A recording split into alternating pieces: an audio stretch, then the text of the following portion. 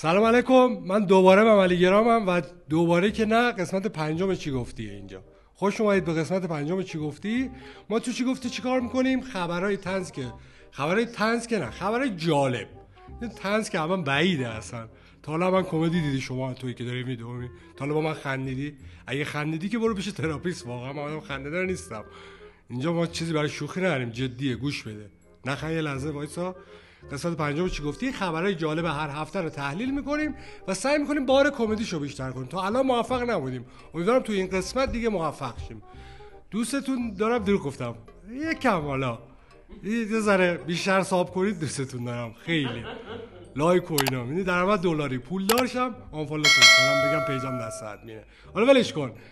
خوش اومدید به قسمت پنجم چی گفتی. امیدوارم که از این برنامه لذت ببرید. به توکل نام عظمت. سلام. بریم خبر اول بشنویم با هم.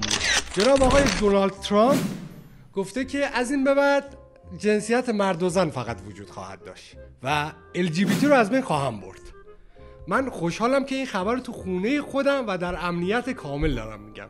مثل خود آقای دونالد ترامپ که تو کاخ سفید تو واشنگتن داره اینو میگه، منم تو پردیس فاز 8 دارم اینو میگم. آقای دونالد ترامپ، اگه خیلی آدم با وجودی هستی و این کارو میخوای بکنی، واقعا وجود داری، بیا وسط پارک دانشجویی این جمله رو تکرار کن. ببین پس و پیشتو میچاقن یا نه اونجا. نه خود LGBT یا نه پیرمردایی که اونجا هم پس و پیشتو میچاقن یا نه. پس و پیشتو میچاقن، دیدی چه فوشت آروم هم نمیکنه. پس و پیشتو میچاقن. ببین آره. بریم خبر بعدی. ببینید دوستان، سورپرایز یه چیزیه که فکر میکنم خودش اومده تو کشور ما ولی فرهنگش هنوز نیومده. این گمراه گیر کرده. چرا دارم اینو میگم؟ ببینید یعنی یه سری چیزا هست واحدترین چیز تو دنیاست. یه سری کلمات هست توی کل دنیا معنیش یکسانه ولی ما با اون کلمات هم ملت رو سورپرایز میکنیم. مثل کلمه میزبانی. حالا بپرسید چرا؟ بله، ما پویان و فاطمه من مسئول سوالای شما، ما میاریم اینجا بپرسن سوالای شما رو. آفرین که پرسیدید چرا. سوال بسیار خوبی بود. بذارید توضیح بدم بهتون. ببینید، سپاهان از اصفهان با پرسپولیس از تهران توی فینال سوپرکاپ با هم بازی دارن. بعد میزبان کیه؟ سپاهان از اصفهان. بازی به نظرتون تو کجاست؟ پویان بگو. شیراز. پرسپولیس. ببین آره، پویان هم فکر میکنم یه مسئولیتی داشته تو کشور ما که داره اینجوری ما رو سورپرایز میکنه. سپاهان از اصفهان، پرسپولیس از تهران. بازی کجاست؟ تو عراق. ولی سپاهان میزبانه. میدید مملکت رو سپردن به امثال این پویانی که اینجاست. آره واقعا، یعنی گفتن سپاهان میزبانی میکنه ولی جایی که ما میگیم میزبانی میکنه میره عراق. یکی از مقامات وزارت بهداشت گفته که مشکل آلودگی هوا یک مبحث خیلی قدیمیه. این برمیگرده به زمان کشف آتش. ببینید ما رفتیم تحقیق کردیم، ما چون تیمی نیستیم الکی رو هوا حرف بزنیم که 1000 نفر داریم فقط میرن سرچ میکنن برای من تنها که اینجا بشینم برای شما بخونم، برام میفرستم، پاک میکنم، دوباره خودم سرچ میکنم میرم میگم. سرچ کردیم فهمیدیم که آتش برای 1.5 میلیون سال پیشه توی آفریقای جنوبی بر اثر صاعقه آتش سوزی شده و آتش اونجا کشف شده. ببینید ما یعنی 1.5 میلیون سال داریم مازوت میسوزونیم. 1.5 میلیون سال همت غرب به شرق ترافیک. 1.5 میلیون سال حکیم شرق به غرب هم ترافیک. 1.5 میلیون سال کل تهران آلوده است به جز دهاوند و فیروزکوه. یعنی 1.5 میلیون سال ما نتونستیم مشکل آلودگی هوا رو مرتفع کنیم. یه شابود این داستانا رو نداشتیم ما اصلا. همه چی خوب و اینا. بریم خبر بعدی. جناب آقای محمد رضا عارف گفتن که برای بهبودی اوضاع کالیفرنیا دعا کنیم. به سال 96 هم رئیس سازمان محیط زیست اومد گفت دعا کنیم که باد بیاد این آلودگی هوا رو جابجا کنه. یعنی ما همون 96 فکر کردیم دیگه آخرین باریه که مسئول برای رفع یه مشکل دعا میکنه، بعدش فقط کار. ولی خب این چند روزش آقای عارف هم دیگه دست به دعا شدن.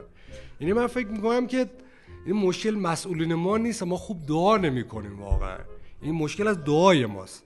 این دعا رو باید یه نفری دعا کنه که قلبش پاک باشه، این دعای مستجاب شه.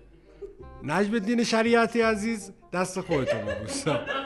آره اسم نجم الدین شریعتی اومد، دعوت میکنم. دعوت که اینجا برنامه خبریه، میخوای اینجا چیکار کنی اصلا؟ بریم خبر بعد. وزیر بهداشت گفتن که افزایش قیمت دارو درست نیست، اصلاح قیمت دارو درست است. یعنی اصلاح از چی میاد؟ از صلاح مردم. صلاح مردم چیه؟ دارو گرون شه. کوتاه مختصر مفید شوخی کردم. یه دست افتخار من بزنید. خیریم ببره بعد. تولید موبایل نوکیا برای همیشه متوقف شد. البته این بار اولی نیست که نوکیا اینو اعلام میکنه. بارها و بارها گفته متوقف، دوباره تولید کرده، متوقف، دوباره تولید کرده. شدید مثلا میگن یه سری اتحاد فراماسونریان، مثلا یه سری هم اسم میکنم اتحاد خداحافظتوریان. واقعا یعنی داریم اسطوره کنسرت ایران ابی، آخر هر کنسرت خداحافظی میکنه. یعنی میاد میگه نازی ناز و من دیگه نیستم.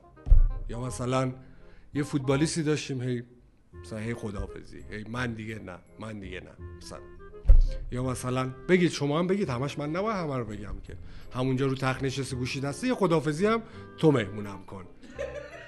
آره بریم خبر بعدی. نمیدونم رضا پرستش رو میشناسید یا نه، بدل مسی. یه ویدیو از رضا پرستش ببینید. اولد اسکولم پپسی منم، مسی منه یا مسی منم. این طرح صیانت چرا تصویب نمیشه؟ ولکن.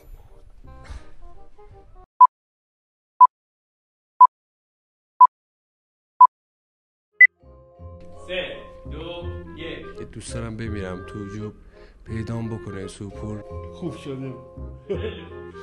فکر کنین رو ریکورد نزده بودیم مثلا. خبر اول یه راست رفتیم خبر سوم. ببین ما خبرایی داشتیم، نویسنده ها فرستادن، رفتم منبعش رو شانس آوردم چک کردم، دیدم اصلا منبع غلطه، کلا خبر غلطه.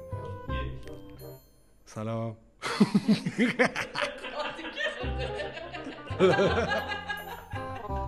بس از اول بگیریم. خودم تو پخ زدم اولش. نه نزدم، داشتم میزدم. برداشت انو. خیلی دارم میگم ببینید. نه برنامه میخواید بسازید، از پویان برای سوال کردن کلام پویانو نخواید دهنشو وا کنه، میدونید حرف نزنه. اوکی بود؟ خیلی دو پهلوه، همیشه از این ور دیدش، همیشه از اون ور دیدش. سعی میکنم که محتوا رو تو کوتاه ترین حالت ممکن به شما بگم. نه شبیه ابوطالب شد.